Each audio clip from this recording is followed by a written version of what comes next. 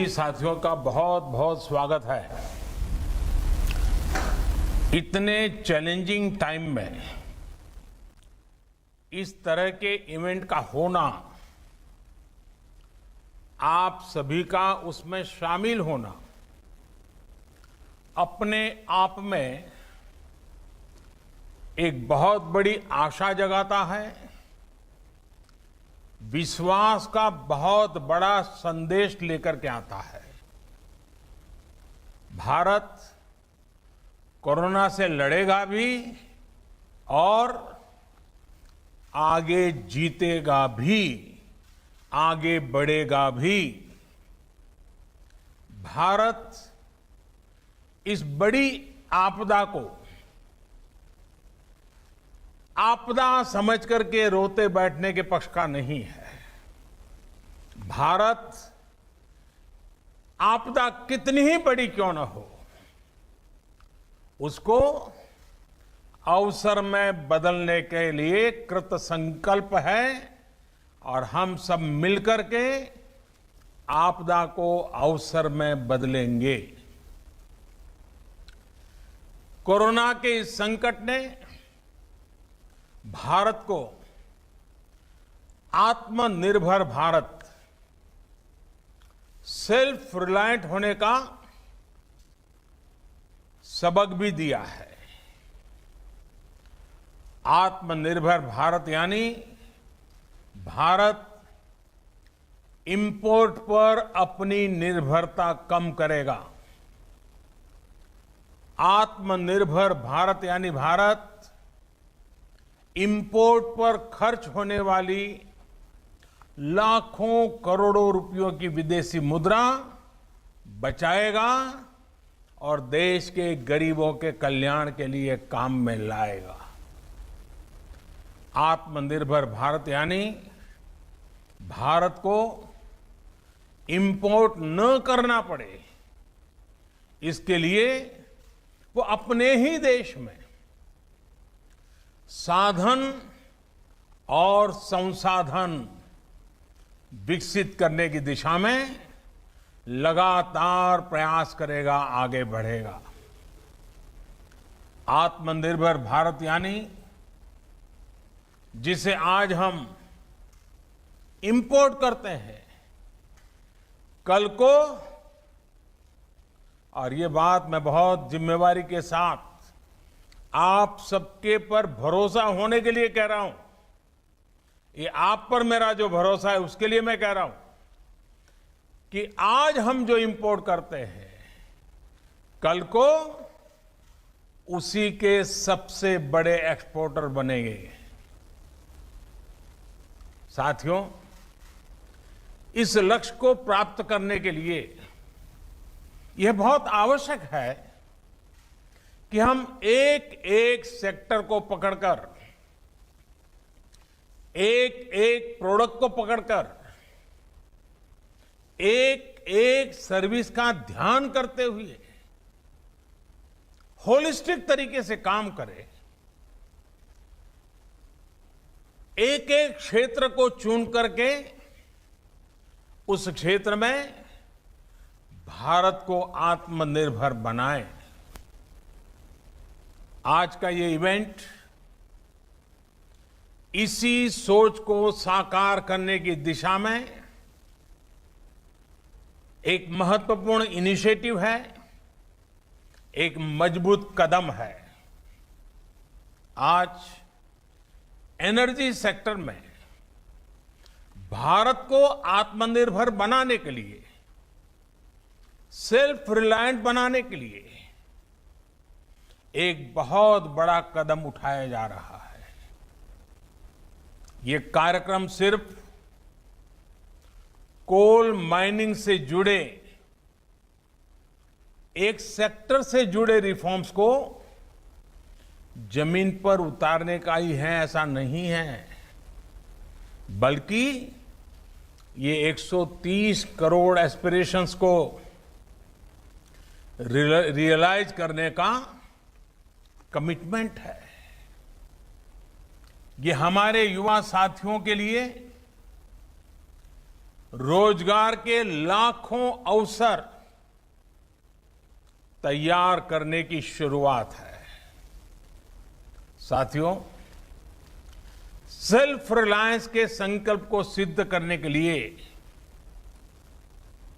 जब पिछले महीने आत्मनिर्भर भारत अभियान की घोषणा हुई थी, तो कई लोगों को लगता था कि एक प्रकार से एक सामान्य सरकारी प्रक्रिया है। लेकिन महीने भर के भीतर ही हर घोषणा, हर रिफॉर्म्स, चाहे वो एग्रीकल्चर सेक्टर में हो, चाहे एमएसएमईज के सेक्टर में हो, या फिर अब कोल और माइनिंग के सेक्टर में हो, हर क्षेत्र में एक साथ अनेक प्रकार के कदम उठाए जा रहे हैं, निर्णय किए जा रहे हैं और निर्णयों को तेजी से जमीन पर उतारने के लिए हर कोई कोशिश कर रहा है। ये दिखाता है कि भारत इस क्राइसिस को अपॉर्चुनिटी में बदलने के लिए कितना गंभीर है, कितना कमिटेड है। आज हम सिर्फ कॉमर्शियल कोल माइनिंग के लिए ऑक्शन ही लॉन्च नहीं कर रहे हैं, बल्कि कोल सेक्टर को दशकों के लॉकडाउन से भी बाहर निकाल रहे हैं। कोल सेक्टर के लॉकडाउन का क्या प्रभाव रहा है, ये मुझसे भी ज्यादा आप सब लोग बेहतर तरीके से जानते हैं। सोचिए, जो देश कोल रिजर्व के हिसाब से दुनिया का चौथा सबसे बड़ा देश हो, जो दुनिया का दूसरा सबसे बड़ा प्रोड्यूसर हो, वो देश कोल का एक्सपोर्ट नहीं कर रहा है, बल्कि हमारा देश दुनिया का दूसरा सबसे बड़ा कोल इंपोर्टर है, कोल आयात करता है। बड़ा सवाल ये है कि जब हम दुनिया के लार्जेस्ट प्रोड्यूसर हैं, एक प्रकार से लार्जेस्ट प्रोड्यूसर के जो मेन ग्रुप है, हम उसमें से एक हैं। अगर ये सच्चाई है तो हम लार्जेस्ट एक्सपोर्टर क्यों नहीं हो सकते? और ये हम सबको अपने आप को पूछना है। और यही सवाल मेरे आप सभी को और करोड़ों भारतीयों के मन में भी हमेशा उठता रहा है। साथियों, हमारे यहां दशकों से यही स्थिति चल रही थी। देश के कोल सेक्टर को कैप्टिव और नॉन कैप्टिव के जाल में उलझाकर रखा गया था। इसको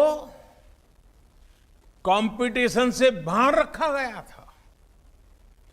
ट्रांसपेरेंसी की एक बहुत बड़ी समस्या बार बार सामने आई है।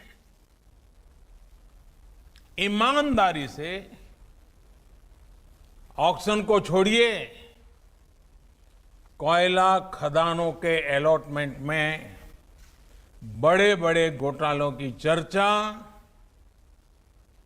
हर किसी ने सुनी है, हर समय हुई है, हर कोने में हुई है।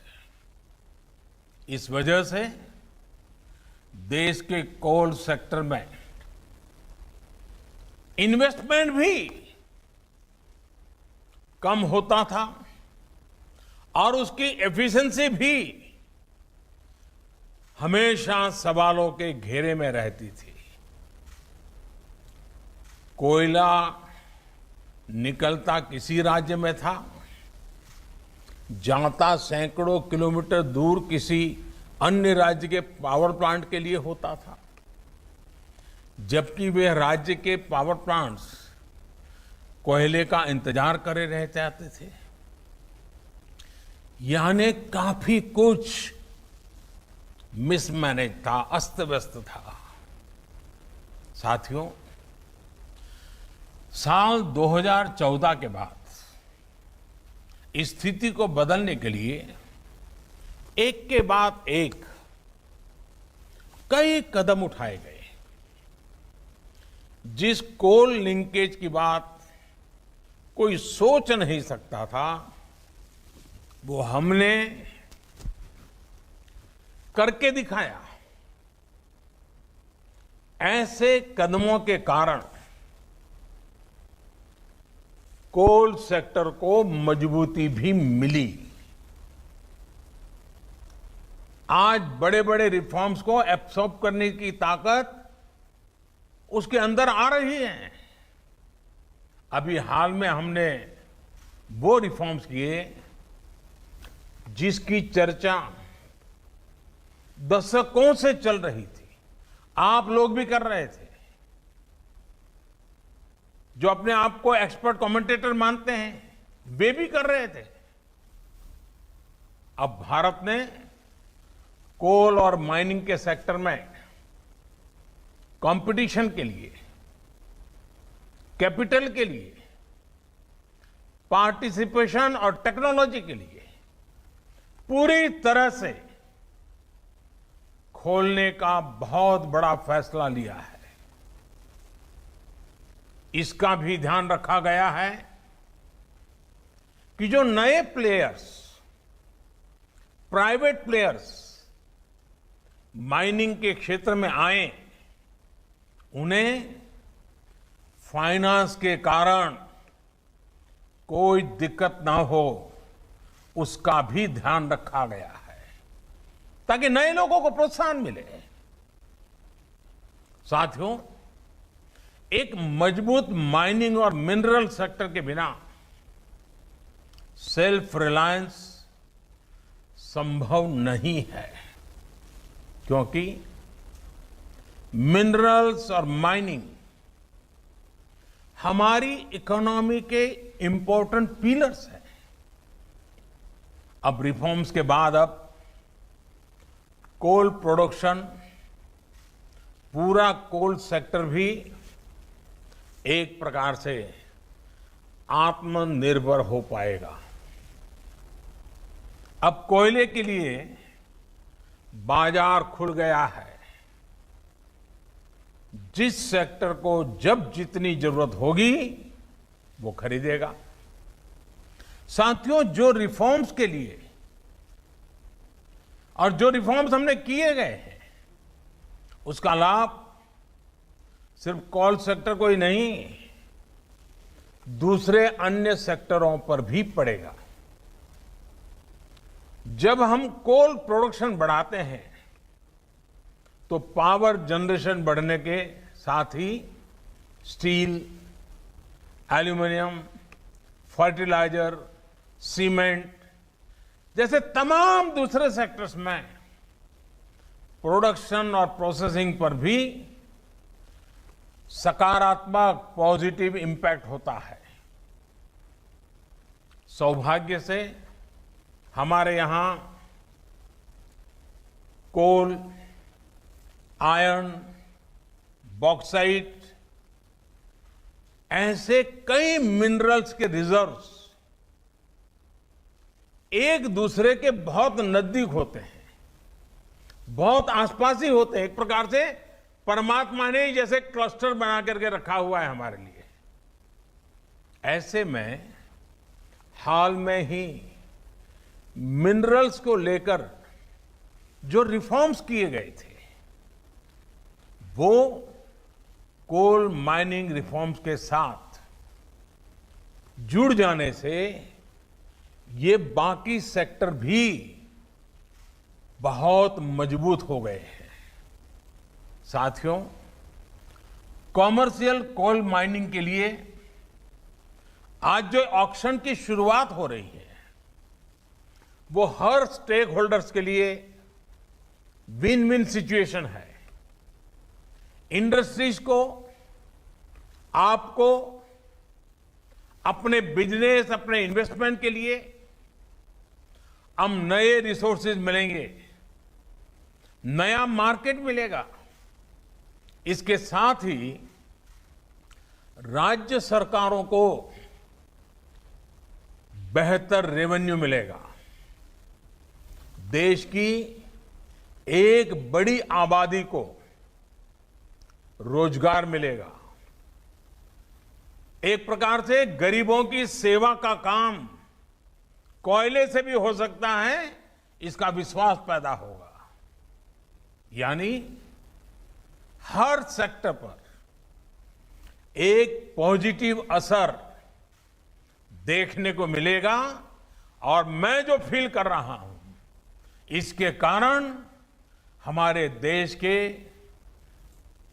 गरीब इलाकों के और गरीब लोगों के सबसे ज्यादा आशीर्वाद हम सबको मिलने वाले हैं। साथियों, कोल रिफॉर्म्स करते समय इस बात का भी ध्यान रखा गया है कि एनवायरनमेंट की रक्षा का